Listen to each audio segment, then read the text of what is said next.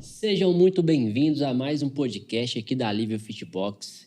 Eu, Ari Júnior, estou mais uma vez de frente ao nosso podcast e vou trazer conteúdos para vocês relevante, importante. E hoje eu estou com a doutora Ana Carolina.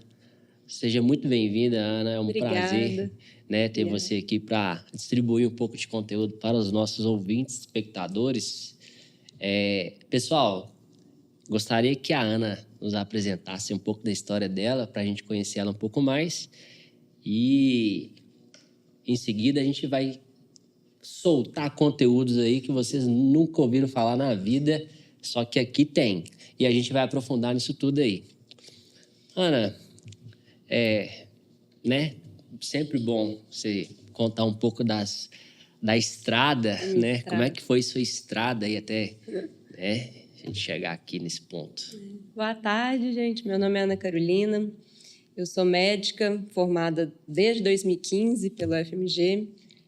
Sou cirurgiã geral e, hoje em dia, meu enfoque principal na minha carreira é a cirurgia bariátrica.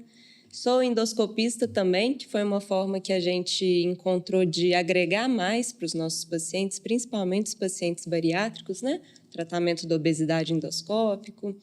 E foi um percurso longo, né? Até aqui já tem quase 10 anos de carreira. Cirurgia bariátrica apareceu para mim meio inesperadamente. Na faculdade eu sempre quis ser cirurgiã. Aí eu formei na cirurgia geral na Santa Casa.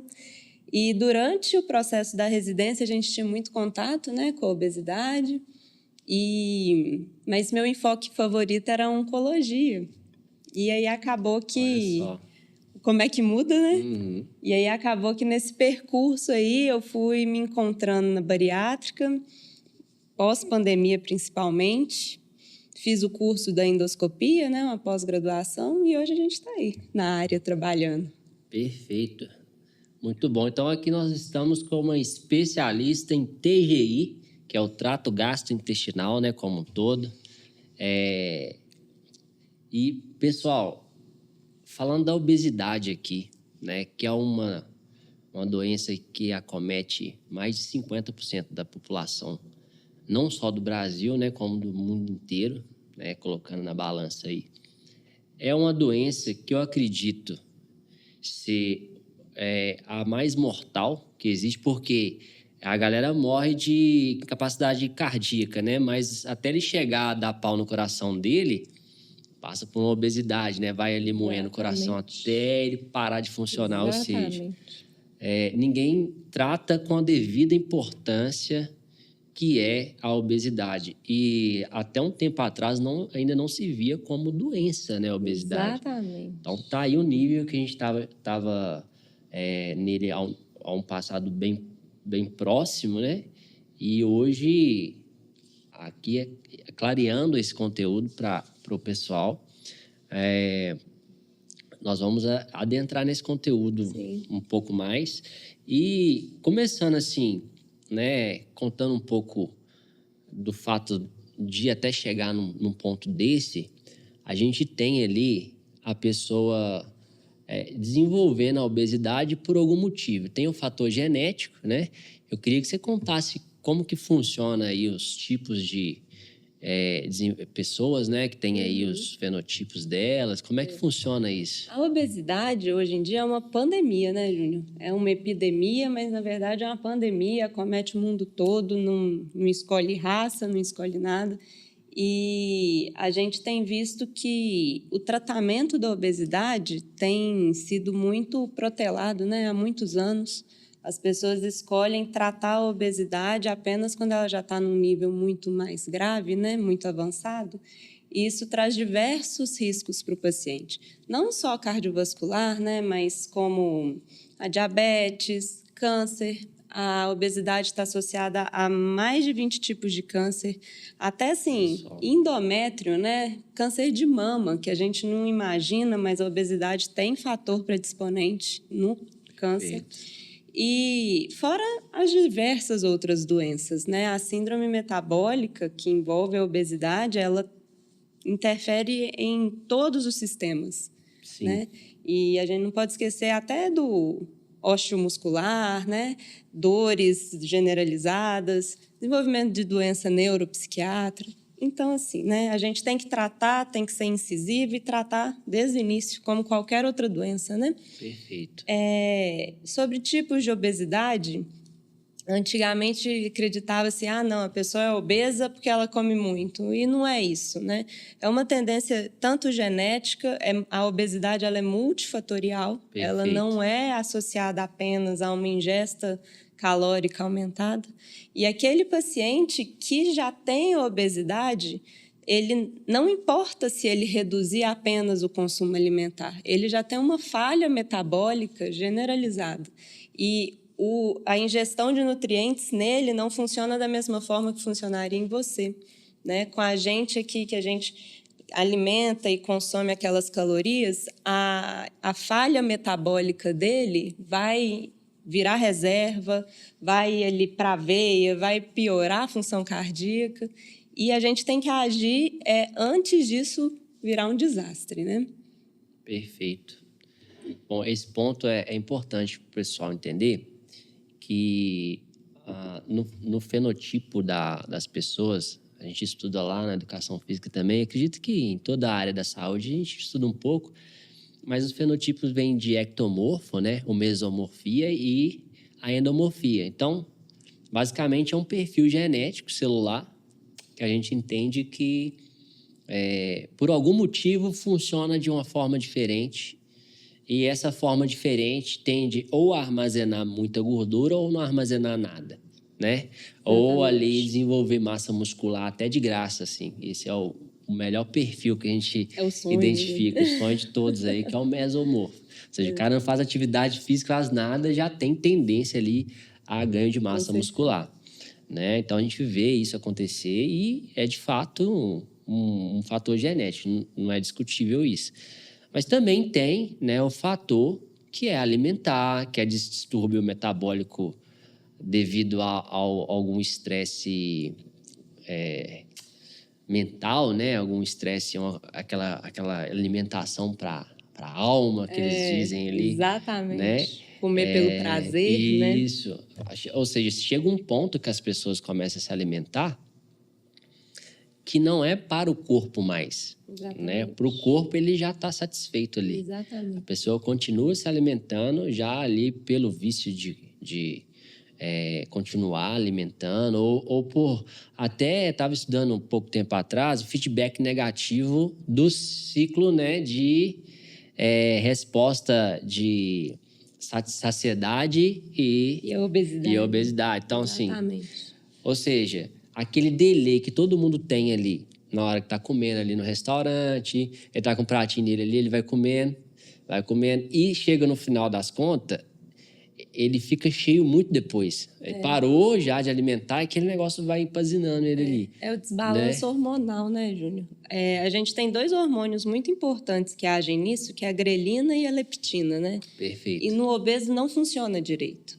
A grelina, que é o hormônio da fome, no obeso ela é hiperestimulada, né? Então, o obeso sente mais fome mesmo, né? Ele come porque é um desbalanço hormonal. E a leptina, que é o hormônio da saciedade, pelo próprio tecido adiposo, o obeso tem uma resistência hormonal a ela. Entendi. Então, a leptina não funciona e a grelina está hiperestimulada. Qual é a tendência? É comer mais mesmo, né? Sim. Ele come por uma necessidade metabólica também. Não é assim, você come demais, né? Come menos. Não é isso. O corpo pede, Sim. né? E ele demora para ficar saciado também. É exatamente Perfeito. isso.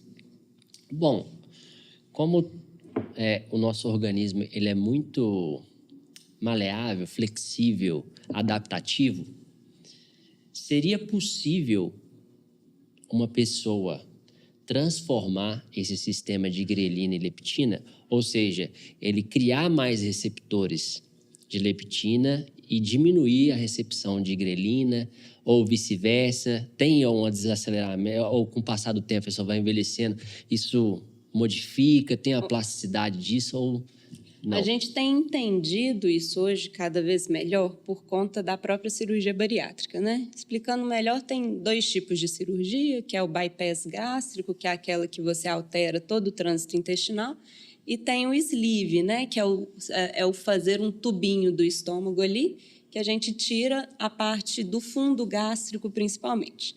Certo. A parte de cima ali do estômago, que é o fundo, que é onde fica mais alimento, é a região que produz mais grelina.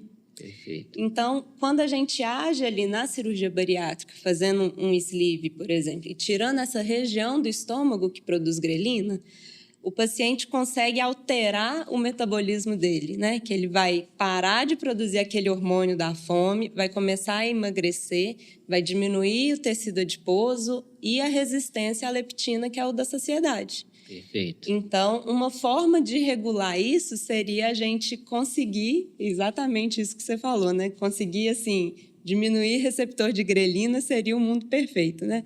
Diminuir esse receptor e estimular a leptina para o paciente ficar saciado mais rápido. Vários tratamentos, inclusive o balão intragástrico, que a gente coloca um balão dentro do estômago, né? Perfeito. Ele gira em torno de trabalhar com a saciedade, né? Os medicamentos de emagrecimento, né? O Ozempic, por exemplo, além de eles serem um análogo de GLP-1, eles fazem aquela estase ali, aquele alimento ficar parado mais tempo no estômago. Trabalha com saciedade, Perfeito. mas ainda assim não trabalha tanto com receptor, né? Perfeito. Se a gente tivesse esse medicamento, eu acho que ia ser assim A cura do mal, né? A cura do mal, exatamente. Sim. A certo modo, a gente acaba entendendo um pouco o processo, né?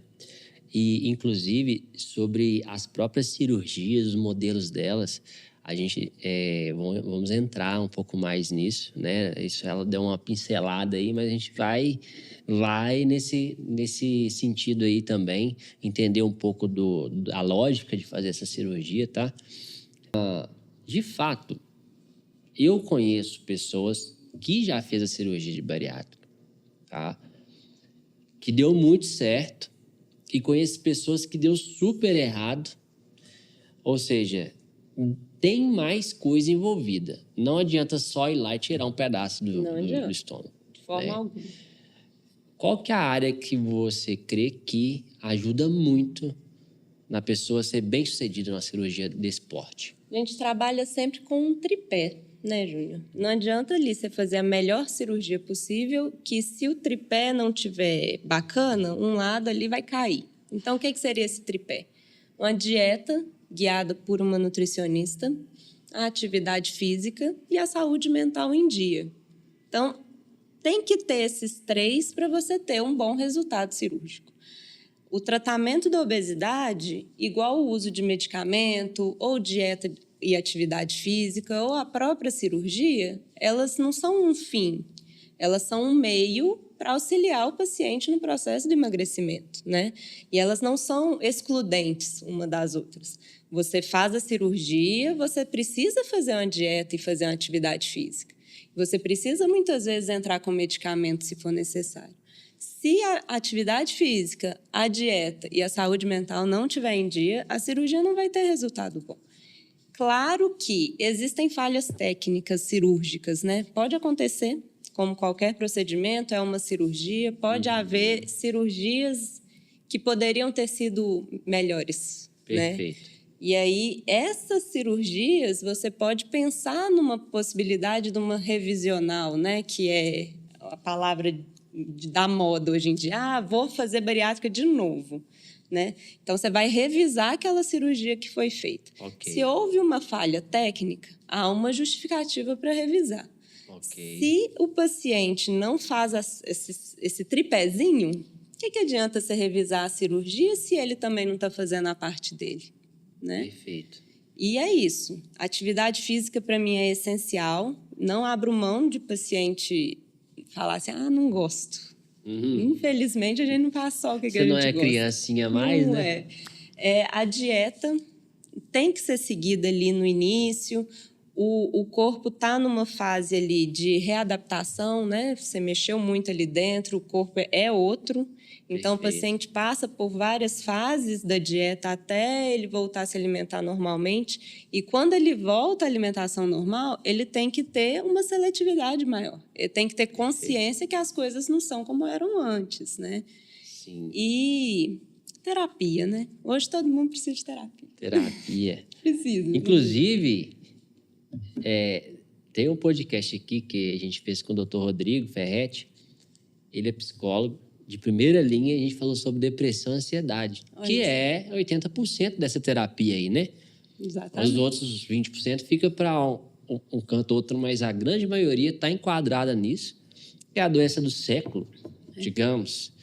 Ou você está acelerado demais ou você está atrasado. Nunca está presente, né? Exatamente. E tentar estar presente, de fato... Não, estar presente, digamos, de fato é difícil. Né? Não é uma coisa tão simples de fazer, então é treinável, digamos. Né? Então, faz sentido, sim, fazer terapia. Né?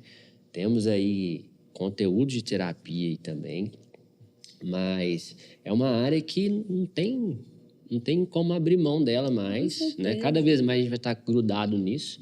Com certeza. Atividade física. Nós somos educadores físicos já há anos, mais de décadas, e estamos aqui. Físico, a gente tem online, para qualquer... Se você está dentro do hospital, você pode treinar com a gente. Então, não tem mais esse negócio. E o que a doutora Ana falou é completamente plausível. A gente tem o direito de não gostar quando a gente é criança. Ou seja, eu não gosto de comer verdura. Mas mesmo assim, tá lá a mãe lá enfiando legume para goela abaixo do menino lá, né? Eu sei, você mãe que tá me ouvindo, faz isso com seu filho. E a gente, educador físico, tá enfiando exercício goela abaixo de vocês que não quer fazer o exercício. Exatamente. Então, dá não um jeito. Não gosta? Trata isso na terapia. Isso, né? Perfeito. Mas tem que ser feito, né? Perfeito, isso aí. Cada vez mais... E eu digo assim, né? A gente, de certa forma, a gente tem ouvintes de todo canto do Brasil, em todos os níveis sociais de classe, tá? Então, uma dica que eu dou é faça o melhor com o que está disponível para você, tá? Não espere uma coisa estar perfeita para que você comece a executar ou a terapia, né? Ou atividade física, ou alimentação, né? Que a gente pensa assim, não, mas a gente não tem condição. Então tá, o que tem a condição, como é que tá? Qual que é a melhor condição do momento para que eu consiga melhorar aqui minha alimentação? Exatamente. Ok, então vamos agir em cima disso. E aí, vai melhorando a vida ali, você vai galopando coisas mais altas. Não pode deixar estar perfeito para que a gente comece a fazer esse tipo de coisa. E nunca vai estar, né? A gente sabe disso. Né? É o pouquinho todo dia, né? E cada dia melhor do que o anterior, né? Perfeito. A gente mesmo fala com os pacientes que a cirurgia, ela é um ponto de partida, né? Perfeito. E a partir dali, a partir daquele start que a gente dá, o paciente tem toda a responsabilidade no tratamento dele. E é ele fazendo pouquinho todo dia, é aquele paciente que nunca fez atividade física, vai começar a fazer, logo após a cirurgia, vai chegar no quarto, vai andar, não gosta, vai andar. Vai chegar em casa, vai fazer caminhada na rua. E é nesses momentos que você já começa ali o estímulo, o pouquinho de cada vez, para o seu corpo ir adaptando.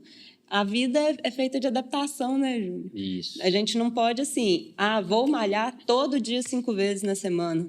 Toda semana, né? Vou malhar ali 3 horas por dia. É impossível. Agora, vai ali 3 vezes na semana, malha meia hora. Depois, aumenta para 4 vezes, né? Perfeito. Faz um pouco melhor cada dia. E é isso que é importante. Quando você almeja muito alto de uma vez, você não consegue chegar lá, você frustra. Perfeito. E aí você desiste, né? E o objetivo é evitar essa desistência, né?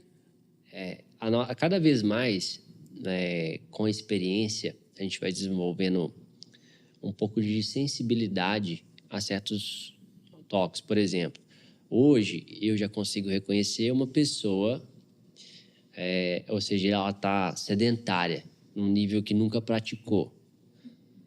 Eu sei que uma vez por semana, para ela fazer uma academia, ela já está sendo, assim, saindo da zona de conforto dela completamente. Aí, às vezes, um profissional pega essa pessoa e já coloca 5 uma semana, ou seja, ela não vai dar conta. Ela vai frustrar, ela não vai conseguir ir para frente. Exatamente. Então, essa sensibilidade dos profissionais, nós, educadores físicos, fisioterapeutas, médicos, toda a equipe da saúde, ela cada vez mais está refinando o conhecimento e o diálogo, Isso. né, para que isso aconteça. Também vejo muito pessoas que na correria resolvem fazer uma coisa desse tamanho, né? Porque uma cirurgia bariátrica não é uma coisa que se resolve. Vou lá fazer e ponto, acabou, né? Eu sei que tem várias coisas na vida da pessoa que vai mudar, como reposição de ferro, um tanto de coisa que eu não sei se ainda tem hoje, né? Esse significativo retorno a uma clínica para poder fazer reposição. Não sei como é que está a tecnologia da cirurgia hoje, a gente vai explorar isso. Mas até um certo tempo atrás, a pessoa fazia cirurgia, às vezes, na correria, não programou nada, não fez a diferença em alimentação, não fez projeto de nada, foi lá, arrancou um pedaço do estômago, e aí chega... E agora? Aí agora não, agora eu ainda tenho que cortar e agora eu ainda tenho que ir ali, colocar um ferro na veia ali, tantas vezes. Ou seja, ela arrumou uma problemática para a vida dela que ela não estava programada para aquilo. Então, toma muito cuidado com isso, pessoal. Exatamente. Né? Isso é uma atenção, um ponto-chave. Ana, então, né, fazendo um panorama de tudo, você já entrou na parte, pincelou um pouco os modelos de cirurgia que existem, né? Quando a gente faz esses modelos que você citou, para que serve cada um deles? Qual que é o raciocínio por trás de um médico falar assim, olha, eu vou aplicar esse tipo nesse tipo de pessoa que vai dar certo, vai dar melhor do que esse tipo. Qual o raciocínio disso? Então, pegando um gancho, né, no que você falou antes, para o paciente realizar a cirurgia tem um preparo, né? Tem uma série de exames que a gente faz, entre eles exames de sangue, endoscopia, ultrassom, são exames obrigatórios para a realização da cirurgia, fora o acompanhamento com outros profissionais, né? Psicólogo, nutricionista, cardiologista, endocrinologista, e dependendo das outras doenças que o paciente tiver, ele também precisa de outros profissionais acompanhando. Quando o paciente chega ali com os exames prontos, né, o que leva a gente a definir por uma cirurgia ou outra? Hoje em dia, as 2 cirurgias mais realizadas no mundo seria o bypass gástrico e o sleeve. Tá? O bypass é uma cirurgia que mexe com o estômago e faz uma derivação intestinal. O que é isso? A gente transforma o estômago num pouch, que a gente chama, é uma bolsinha bem pequenininha, que cabe ali uma bala chita, uma bolsinha, e a gente pega o intestino e leva ali no estômago e costura. Tá? Então, a gente faz um desvio do trânsito intestinal da pessoa. Mas o duodeno continua no lugar dele ali, ou não? O duodeno continua, o estômago excluso continua, então a gente corta ali o estômago, fez uma bolsinha, o restante do estômago vai continuar com o paciente. Perfeito. O duodeno e tudo mais. Então, ali continua a produção de bile, de enzimas digestivas, que vão encontrar com o alimento lá embaixo. Tá? Sim. Cerca de 2 metros depois, a bile encontra com o alimento para digestão. Tá? E também tem o sleeve, que é a outra técnica cirúrgica. Nessa, a gente pega uma sonda e molda o estômago em um tubinho, tá? Perfeito. E a gente retira desde a parte do antro, que é a parte mais baixa ali do estômago, até o fundo gástrico inteiro. Então, o estômago fica tubular, tá? Um tubo longo, aí o trânsito alimentar se mantém. Tá? O alimento desce ali pelo duodeno, entra em contato com as enzimas ali na região duodenal mesmo e é absorvido no intestino como um todo. Tá? Ou seja, reduz a bolsa alimentar Isso. da pessoa. Antigamente, achava-se que o sleeve era uma pré-cirurgia. Seria uma cirurgia em 2 tempos. Aquele paciente muito obeso, você vai pegar ele, vai fazer primeiro um sleeve e depois você evoluiria para um bypass. Então, você emagreceria ele com o sleeve um pouco para fazer o segundo tempo cirúrgico. Ok. Porém, com o sleeve sozinho, foi-se tendo resultados tão bons que viu-se que ele sozinho já supria a necessidade da bariátrica. Você não precisava fazer um segundo tempo cirúrgico para grande parte dos pacientes. Acreditava-se que ele fosse só uma cirurgia restritiva, não uma cirurgia metabólica como o bypass. Porém, como eu falei, né? Os receptores. Exatamente. O fundo gástrico ali, ele é responsável pela produção da grelina. Então, o sleeve deixou de ser uma cirurgia apenas restritiva e virou, né? Entrou na classificação de uma cirurgia metabólica também. E a gente tem resultados muito bons com o sleeve propriamente dito. Essa escolha cirúrgica varia de cirurgião para cirurgião. Tá, Júnior? Falar o que eu, minha equipe, a gente faz hoje em dia. Porque varia muito, né? A gente acredita muito no poder do sleeve. Ok. A gente gosta de manter o trato intestinal da pessoa íntegro, o alimento passando ali pelo duodeno. A gente gosta de poder examinar o estômago da pessoa por endoscopia, se for necessário, de ter acesso à via biliar ali, se necessário, né? Se a pessoa fizer uma pedrinha na vesícula ali. E é uma cirurgia que os pacientes gostam de falar que é menos invasiva, né? Porque a gente mexeu em um órgão só. A gente não alterou todo o trânsito intestinal. Perfeito. Claro que existem aqueles pacientes que não vão poder fazer o sleeve, né? Aquele paciente com refluxo muito grave, o bypass é um tratamento para refluxo também, porque a gente tira a pressão do estômago. A gente reduzindo a pressão dentro do estômago, a gente evita que o alimento fique refluindo. Então, ele vira um tratamento para refluxo. Ok. O paciente do sleeve, ele está com mais risco de ter refluxo. Porque a gente faz um tubo e esse tubo pode ser de alta pressão para um paciente que é refluxogênico já. Né?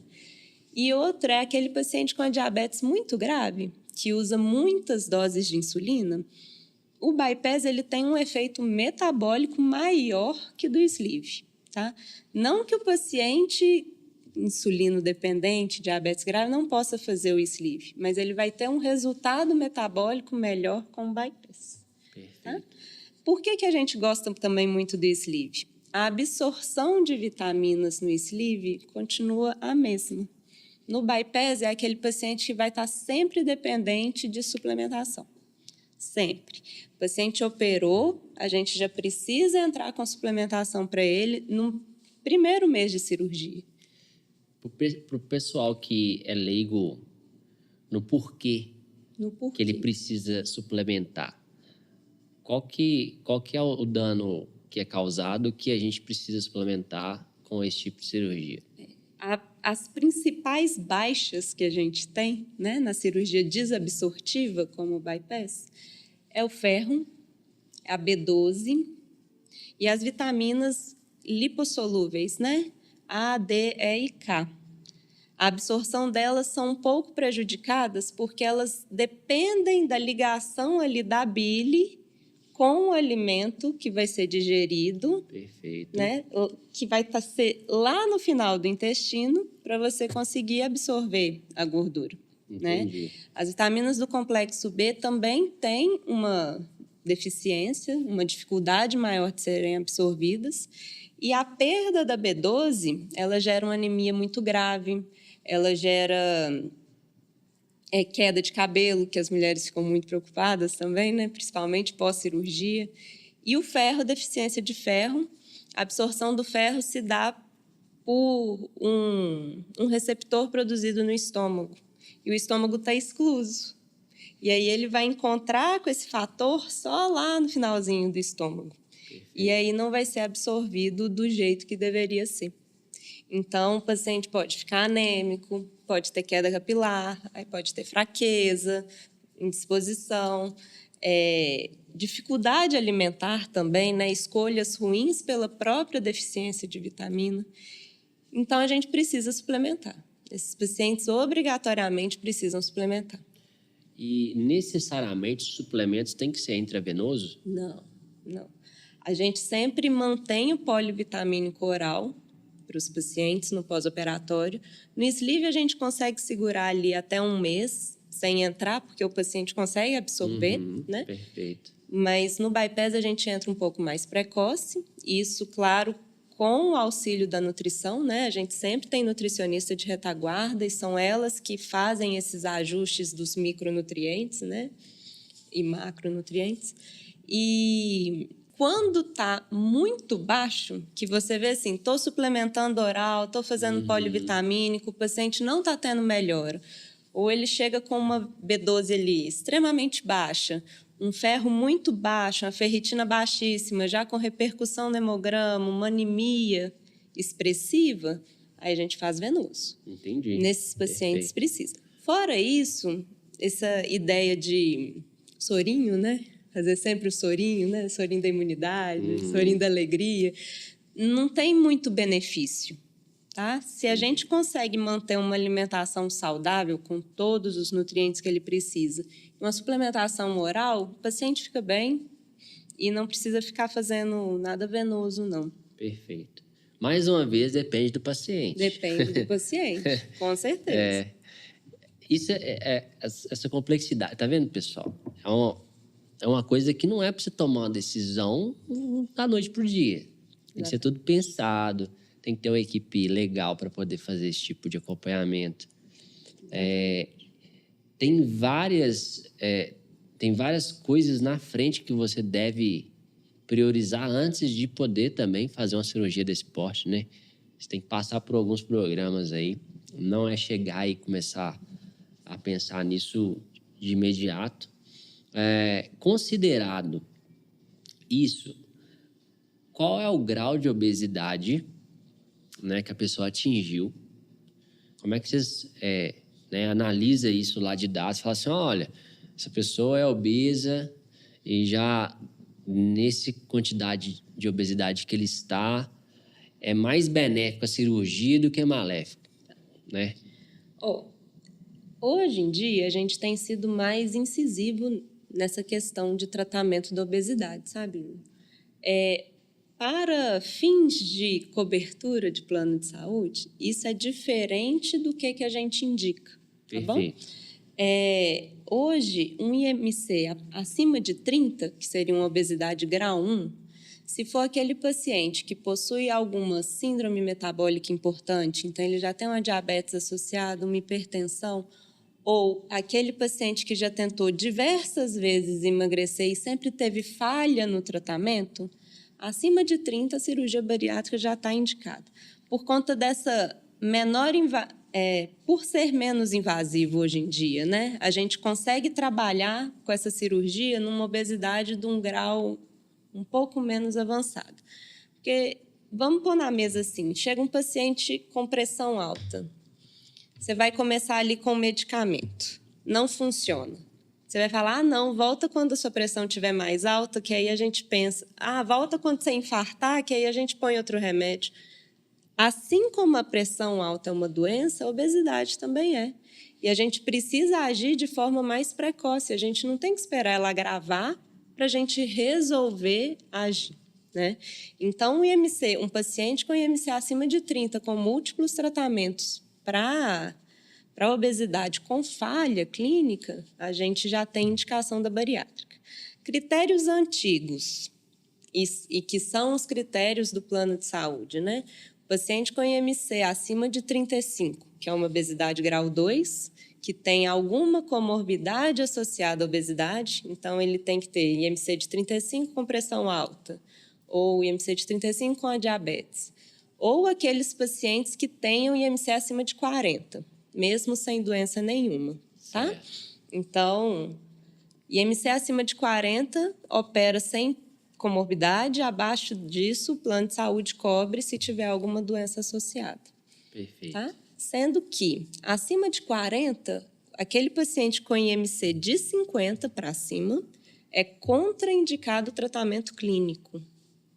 Não funciona. Já é entendido isso, que o paciente com IMC acima de 50, ele tem uma síndrome metabólica tão grave que o tratamento clínico não vai resolver. E aí, esse paciente, ele é encaminhado para a cirurgia. Entendi. Ou seja, a pessoa que conseguiu chegar ao nível de estar a 50 ou mais de IMC, acabou que não tem como ele não ter diabetes junto com os negócios, tudo que vem junto com isso, né? Ou seja, o tanto que a gordura, ela faz isso acontecer. Então, E não adianta você tentar um outro tratamento clínico para um paciente com IMC acima de 50. Ele vai falhar mais uma vez. Perfeito. E esse efeito sanfona, né, emagrece um pouco, engorda tudo de novo, isso também é muito prejudicial.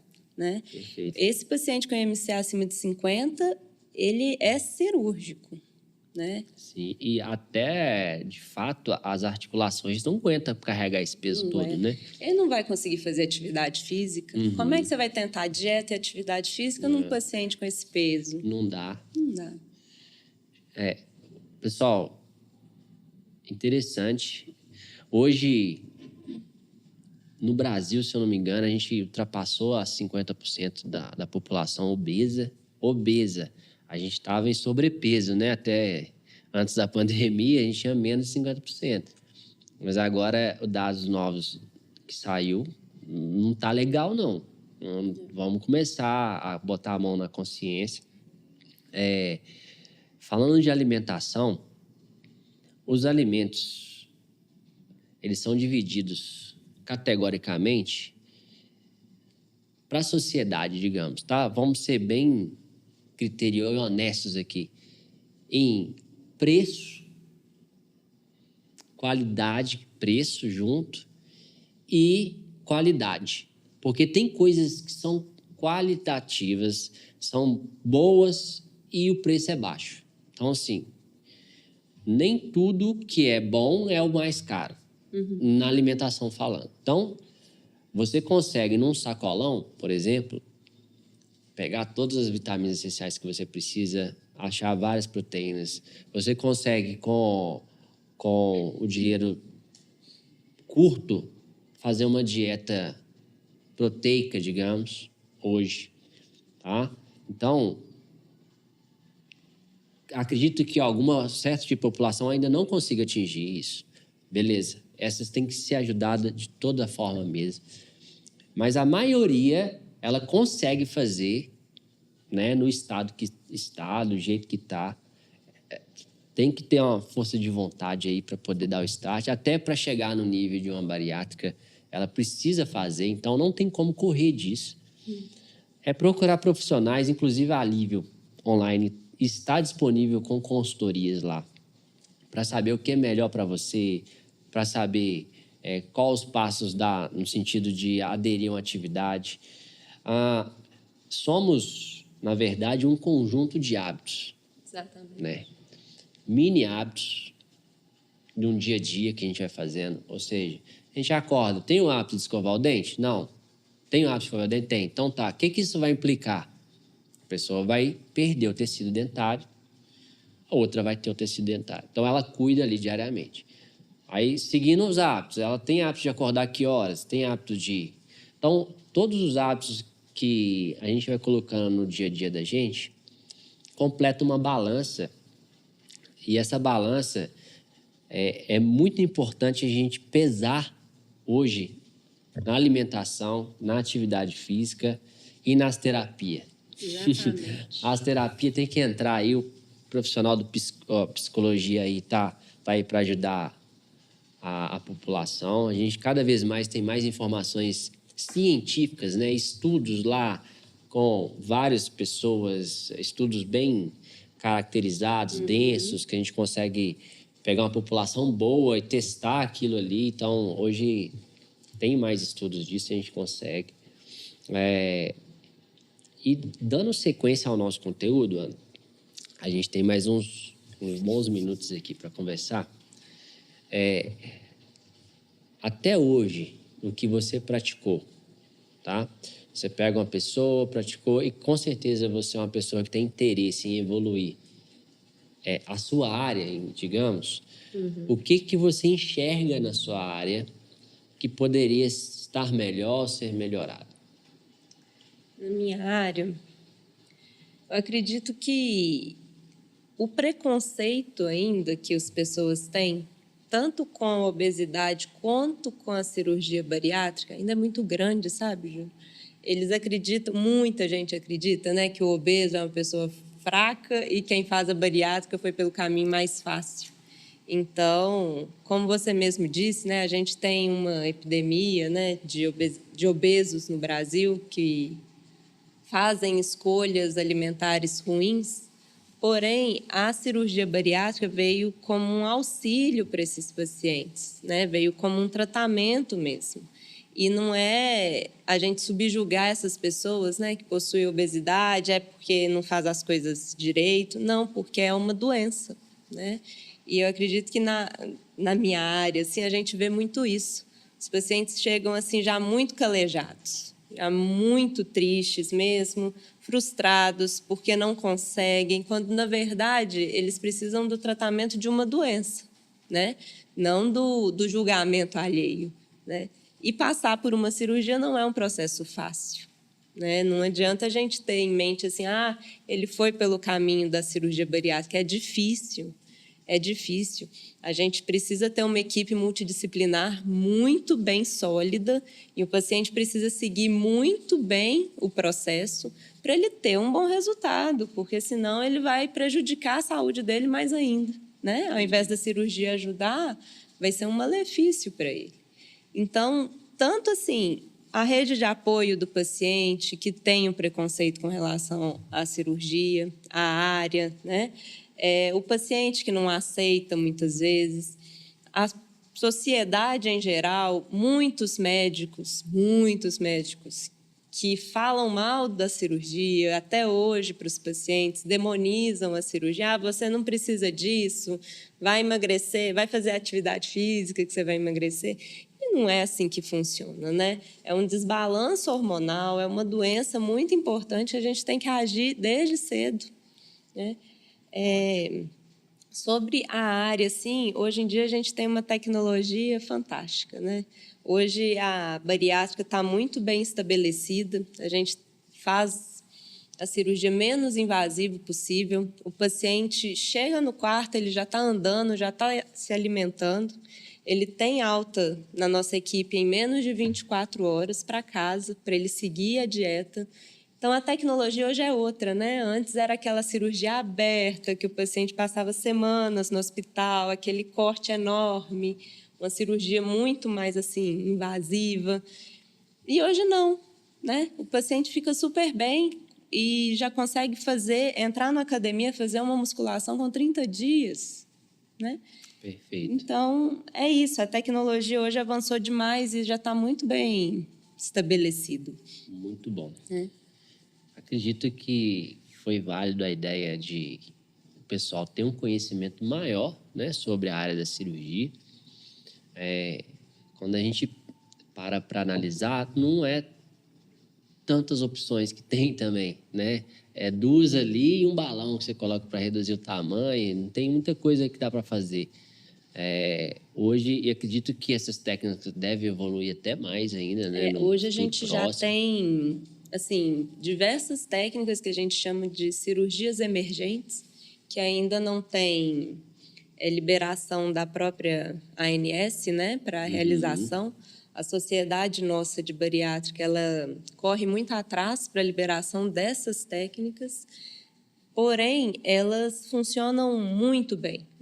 Já foi visto que a gente consegue fazer um sleeve no paciente e pegar lá o finalzinho do intestino, que eu te falei que produz o GLP-1, e jogar lá no estômago, fazer essa costura. Então, você vai manter o trânsito intestinal e, ainda assim, o alimento vai poder passar pelo intestino, mais precocemente. Isso você aumenta a saciedade, aumenta a produção de GLP-1, mantém o trato intestinal todo visível, né? Você consegue entrar ali por uma endoscopia e examinar.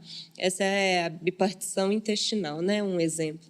Já tem outras, que é o SADIS, que é uma anastomose, é um bypass com anastomose única. Já tem diversas técnicas, isso tudo visando assim, um melhor resultado para o paciente, né? Só que é todo um processo longo, né? Tem que ter diversos estudos comprovando eficácia. E a nossa agência que regula esses procedimentos, ela tem que ser mais rígida mesmo, né? Com certeza. Tem que ser mais rígida. E não é ruim, não. A nossa agência ela é uma das melhores do mundo, né? Exatamente. Com relação a isso. Muito bom. Bom, aproveitando uma das suas especialidades aqui, que é a endoscopia, né? Vamos falar um pouco dessa parte do estômago, né? Do refluxo. Sim. Eu acho que muito interessante o tratamento do refluxo. O que acarreta o refluxo? Como que você reduz o refluxo, né? Qual que são os prós e os contras aí de por que ou como, né? A gente tem esses refluxos aí, como pará-los? O refluxo tem diversos fatores causadores e diversos agravantes, né? Como a gente identifica um paciente que possui um refluxo? Existem uns exames que são a manometria e a pH-metria, que comprovam a presença do refluxo, mas na endoscopia a gente já tem indícios, né? Aquele paciente que tem uma hérnia de hiato, ou seja, o estômago subiu um pouco para o tórax, né? Ou aquele paciente que tem machucados no esôfago, uma esofagite, você já tem indícios que ele reflui o alimento. E o próprio diagnóstico clínico. Às vezes você vai fazer uma endoscopia e não tem alteração significante. Porém, o paciente fala, eu como, deito, o alimento volta na boca, o dia inteiro eu fico tossindo, eu sinto dor no peito por causa do alimento voltando, eu vomito, às vezes eu como e eu tenho ânsia de vômito, porque o alimento não para no estômago, ele volta. Então, o diagnóstico clínico também é muito importante, né? Fatores agravantes, a obesidade é a principal deles, né? O aumento da pressão intraabdominal comprimindo o estômago. Se o paciente já tem uma falha nessa válvula, né, do esôfago para o estômago, o alimento vai refluir. Muitas vezes o próprio tratamento do refluxo resolver a obesidade, né? Outras coisas a gente tem que pensar no hábito alimentar do paciente. Porque o paciente toma muito café, muito refrigerante, pimenta, alimentos refluxogênicos, né, que as pessoas gostam de chamar de alimentos quentes. Também, né?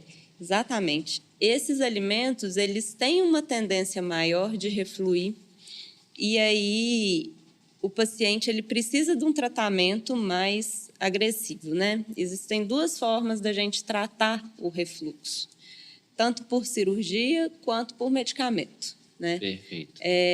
Os inibidores de bomba de próton, que a gente chama, né? O omeprazol, o pantoprazol, o esomeprazol, eles estão aí tanto para tratar o estômago quanto para tratar essa esofagite. E uma ênfase nesses medicamentos é que as pessoas entram nele e não saem nunca mais, né?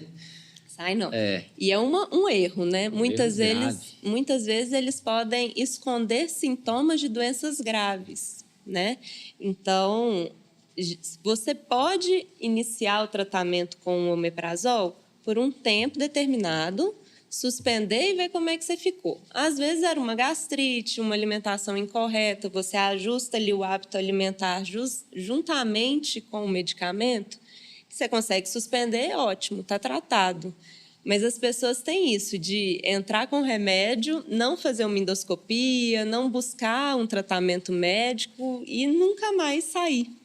E aí é um problemão, que a longo prazo a gente vê, assim, já o omeprazol associado com demência em idoso, né? Uma coisa que a gente nunca imaginou.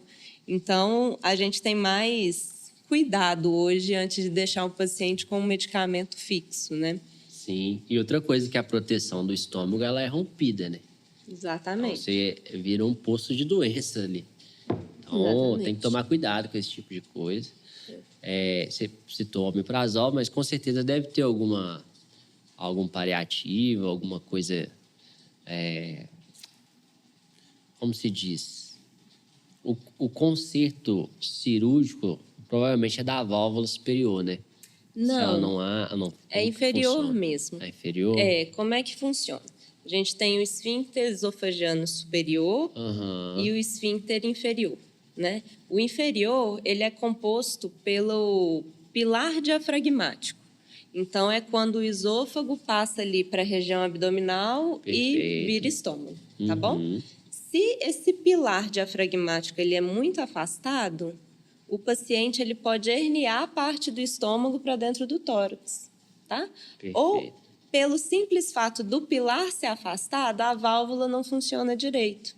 Isso a gente vê na endoscopia. Quando a gente entra no estômago e olha assim, faz uma retrovisão, Certo. a gente consegue avaliar se o pilar está afastado ou não. Se o Olha só. estômago está ajustado, se o esôfago está ajustado no aparelho, né? Uhum. Então, o paciente com queixa de refluxo, que o pilar é afastado, mesmo se ele não tiver esofagite, você já tem indício que ele é refluxogênico também. Olha, E aí, qual que é o conserto cirúrgico, né? A gente entra na cirurgia, a gente fecha esses pilares, ou seja, a gente refaz esse ato diafragmático, essa válvulazinha, e a gente pega o fundo do estômago e passa ele em volta do esôfago, tá? Que aí a gente faz uma outra válvula que segura o alimento dentro do estômago. Chama funduplicatura, né? Então, é uma hiatoplastia, que é a costura desse pilar, com a funduplicatura, fazendo uma válvula desse estômago. Aí o alimento para de refluir. E, a longo prazo, isso não dá sintoma mais no paciente, né? Entendi. Alimenta normalmente, o estômago, né? Muito complacente, já cai o começa, alimento normal e o paciente deixa de ser refluxogênico. Isso a gente... Qual que é a importância, né, da gente não ter refluxo? O refluxo crônico, ele pode alterar a célula do esôfago e futuramente evoluir para câncer. Então, a gente precisa tratar o esôfago, né? A gente Perfeito. precisa evitar esse contato do ácido do estômago com o esôfago. Porque o nosso corpo é assim, cada célula é especializada na área dela, né? Então, a célula do intestino, ela é especializada em receber ácido do estômago. Quando o esôfago está recebendo ácido, a célula muda, né? Ela faz uma metaplasia intestinal. Então, ela tem características de intestino para poder tolerar aquele ácido. Só que, muitas vezes, essa troca celular, ela não funciona muito bem. E aí vira uma displasia e uma neoplasia. Aí o paciente fica com câncer. E isso é gravíssimo, né? Um esôfago com câncer, a cirurgia é muito invasiva. entendi. Né? Entendi. Então faz muito sentido. Então não é uma coisa difícil de tratar. Quando você pega no início, né? Então tem que fazer mesmo essas Exatamente. análises, né? Para quem Exatamente. tem. Você é uma pessoa que abre, ou você já fez esse tipo de cirurgia aberta, né? Em alguns casos acontece, você tem que abrir, e você consegue ver o estômago das pessoas. Sim. Visível, com o olho, né? Você vê o estômago. Pegar, né, com a mão. Todo o estudo anatômico, toda a literatura que tem, não tem nada definitivo falando assim que o estômago aumenta e ele tem essa capacidade de se contrair no sentido de diminuir mesmo. Vamos supor, você é uma pessoa que alimenta 2 quilos por dia. Beleza, então o seu estômago é um tamanho que cabe 2 quilos por dia. Se você cortar o alimento para 1 quilo, ele vai reduzir o tamanho, sabe? Sim. O estômago, ele tem 2 paredes musculares muito importantes, né? Certo. E o músculo, ele tanto relaxa quanto contrai, né? Aquele paciente que é acostumado a comer muita carne, ele tem um estômago com a parede mais musculosa. Então, para ele digerir aquela carne, ele precisa de mais força, né? Perfeito. Aquele paciente que come grandes volumes, ele tem um estômago mais relaxado, vamos dizer assim. Ele consegue ser mais complacente, né? Cabe mais alimento dentro dele. Agora, o estômago não é um órgão que regenera igual o fígado e nem um órgão que vai diminuir de forma de perder células ou aumentar. Um paciente pós-bariátrico, o estômago meu aumentou. Não, na verdade, ele adapta, né? Pela parede muscular dele, ele tem uma capacidade de adaptação ali importante, tanto relaxando quanto contraindo. Mas um paciente que colocou um balão, retirou esse balão, foi operar, a gente consegue ver que a parede dele é muito mais grossa do que um paciente que nunca usou balão, porque o estômago ficou contraindo contra aquela prótese e foi ficando musculoso. Então, a parede do estômago é mais grossa mesmo, né? A gente fala que o estômago é muito eficiente, né? O estômago musculoso vai digerir bem os alimentos, mas é adaptativo, né? Na verdade, não é de crescimento ou apoptose. Na verdade, é contração, então, e relaxamento. Contração e né? Relaxamento, exatamente. Eu imaginava isso. Mas você já viu ali, então você tem esse olhar diferenciado. Com certeza. Né? Até mesmo na bariátrica, a gente faz hoje em dia mais por vídeo, né? Graças a Deus. A gente consegue avaliar isso, né? Quando a gente pega no estômago, até com a pinça mesmo, a gente fala, que estômago grosso. E é isso, é um estômago com a parede mais grossa. A gente faz alguns medicamentos durante a cirurgia para relaxar esse estômago e a gente realizar o grampeamento dele ali com maior segurança. Mas você vê ali que, às vezes, o grampeador até faz um barulhinho ali de resistência. Entendi. Porque ele está sentindo que o tecido do estômago é mais espesso também. E é isso. É músculo mesmo. A sensação. É adaptação e relaxamento. Entendi. Finalizando o nosso conteúdo, né? Enfim, que tem muita pano para a manga aí, com certeza. É muita coisa. Mas para o nosso podcast, a gente está chegando ao fim dele. E eu queria saber, finalmente ali, quando você grampeia uma parede do estômago, né? Ali da parte... parece que a nomenclatura dele é invertida, né? O fundo é em cima. O fundo é em cima. Então, você vai meio que grampear o fundo, que é a parte superior, onde enche, né, da pessoa ali. Essa parte, ela morre ou ela ainda fica vascularizada ali para um futuro uso? Vamos supor que você queira tirar esse grampo no futuro.